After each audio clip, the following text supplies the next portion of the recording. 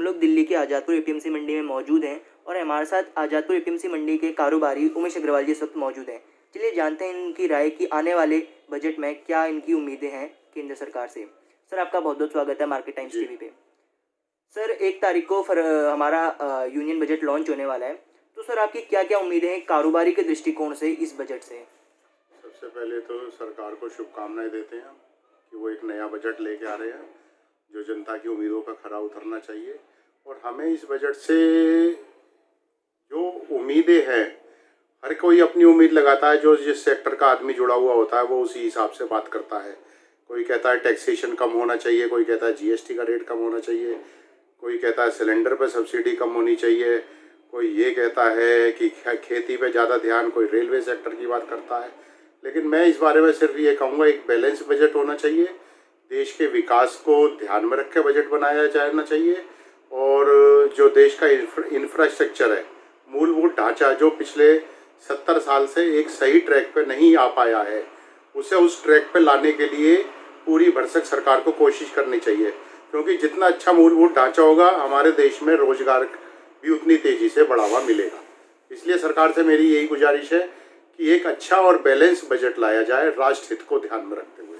ठीक है सर, मगर आप एक कारोबारी हैं तो आपके दृष्टिकोण से क्या क्या ऐसी स्कीमें इस बजट में होनी चाहिए जो कारोबारी सेक्टर, जो कारोबार का सेक्टर, उसको प्रभावित करे? देखिए, सबसे पहले तो जैसे हम आज़ादपुर मंडी के आड़ती है और हमारे यहाँ एपीएमसी एक्ट लागू होता है, मंडी समिति लागू होती है। अब दिल्ली स्टेट में 1% मंडी समिति है। एपीएमसी एक्ट हर स्टेट का अपना राइट है।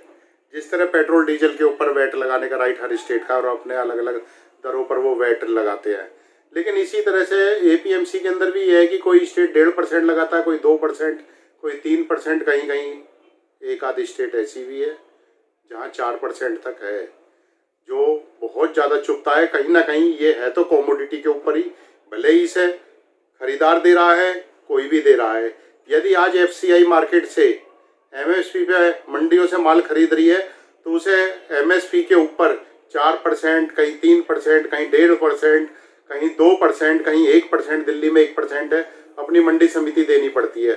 मेरी सरकार से ये गुजारिश है कि वो सभी राज्य सरकारों को एक ही टेबल पर लाकर पूरे देश में 1 नेशन 1 मंडी समिति, 1% मंडी समिति लागू की जाए, जो राष्ट्र हित में भी ठीक रहेगा और एक समान बाजार, मार्केट में समान बाजार उपलब्ध होगा। किसानों के लिए भी सभी स्टेट एक सार हो जाएंगी और एक ही मंडी समिति की दर होगी। तो ये सरकार के लिए भी, किसानों के लिए सबसे बड़ा फायदा होगा, जिस बात को किसान अभी तक नहीं उठा पा रहे हैं। तो मेरी सरकार से गुजारिश है, इस पर ध्यान दे।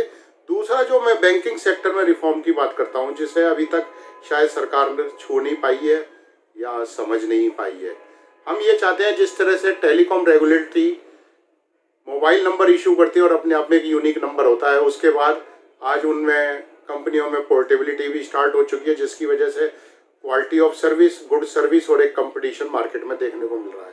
हम ये चाहते हैं मिनिस्टर ऑफ फाइनेंस और आरबीआई मिलकर सभी बैंकों के ये पुराने अकाउंट नंबरों को बदलकर एक नई सीरीज शुरू करे और हर बैंक को एक नई इक्वल सीरीज दे और यूनिक सीरीज प्रोवाइड करे, जिससे वो अपने सारे नए अकाउंट नंबर जारी करे, बराबर के नंबर जारी करे। और जो एक अकाउंट नंबर एक बैंक में है वो दूसरे में ना हो। एसबीआई में है तो एचडीएफसी में ना हो, एचडीएफसी में तो आईसीआईसीआई में ना हो।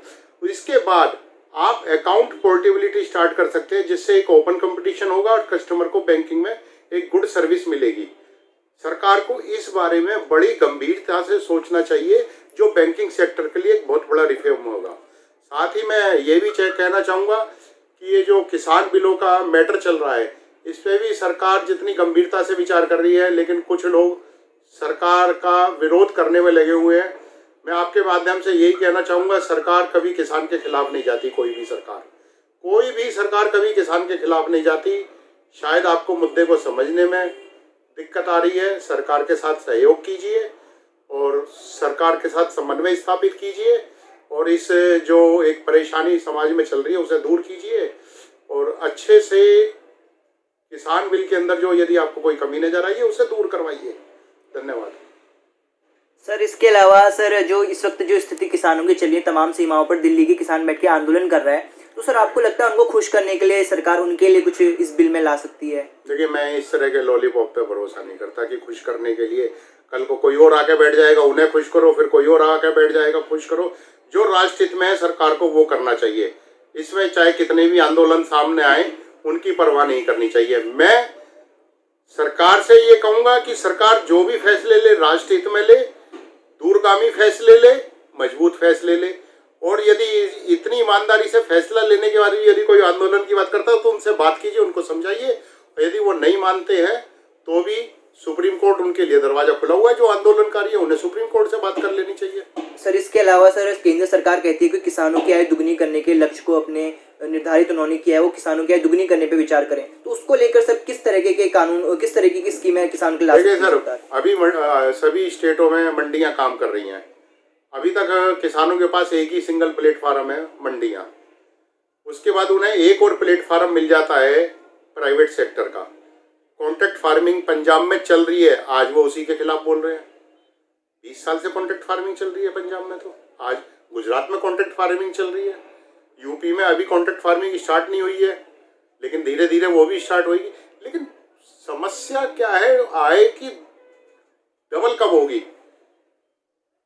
आय तो तभी डबल होगी ना जब प्राइवेट सेक्टर भी इसमें आएगा। आप टेलीकॉम सेक्टर में सुधार देखा ना, बैंकिंग सेक्टर में सुधार देखा ना आपने, इंश्योरेंस सेक्टर में सुधार देखा, एविएशन सेक्टर में सुधार देखा, डिफेंस सेक्टर में आज सुधार आ रहा है। तो फिर आप ये कैसे कह सकते हैं एग्रीकल्चर सेक्टर में सुधार नहीं आएगा प्राइवेट सेक्टर के आने पर? ओपन मार्केट है, ओपन कंपटीशन है, आपके पास सारे प्लेटफार्म ओपन है, आप किसी भी प्लेटफार्म पे जाके माल बेचिए। प्राइवेट सेक्टर आपको अच्छे दाम देता है तो उसे दीजिए, मंडी समिति आपको अच्छे दाम दिलवा रही है तो उसे दीजिए। इसमें दिक्कत क्या है? ये आप अपना एफपीओ बनाइए, 1000 किसान का 2000 किसान का एफपीओ बनाइए, आप अपनी मंडी बनाइए, अपनी मंडी ये चलाइए और प्राइवेट सेक्टर को उसमें इन्वॉल्व कीजिए, ये एफसीआई को इन्वॉल्व कीजिए।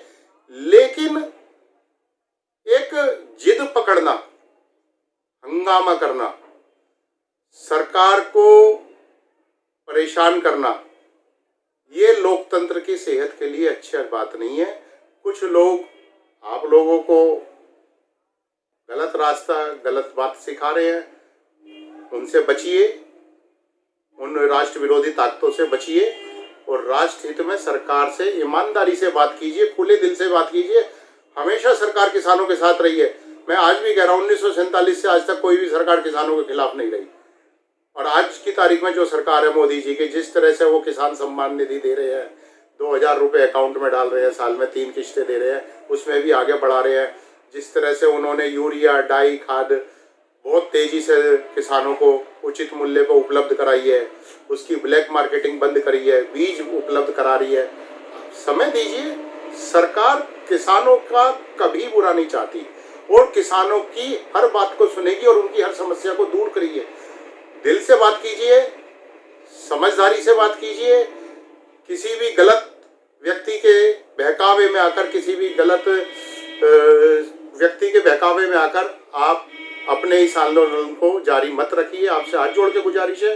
काफ़ी लोगों को समस्याएं हो रही हैं, आप भी समस्या झेल रहे हैं, खासतौर से बुजुर्ग, महिला और बच्चे। उन्हें तो कम से कम सुप्रीम कोर्ट के आपके रिक्वेस्ट पर घर भेज दीजिए, इतना तो कीजिए। और सरकार हमेशा आपके साथ है, आपकी सारी मांग मानी जाएगी। ये मैं एक आज़ादपुर मंडी का कारोबारी आपको अपने दिल की बात कह रहा हूँ, आप इसको समझिए। बहुत बहुत शुक्रिया उमेश अग्रवाल जी हमसे बात करने के लिए। उम्मीद करते हैं कि जिस तरह के आपने कारोबारियों, किसानों के हक की बात करी, आगामी बजट में भी इसी तरीके के नियम आए।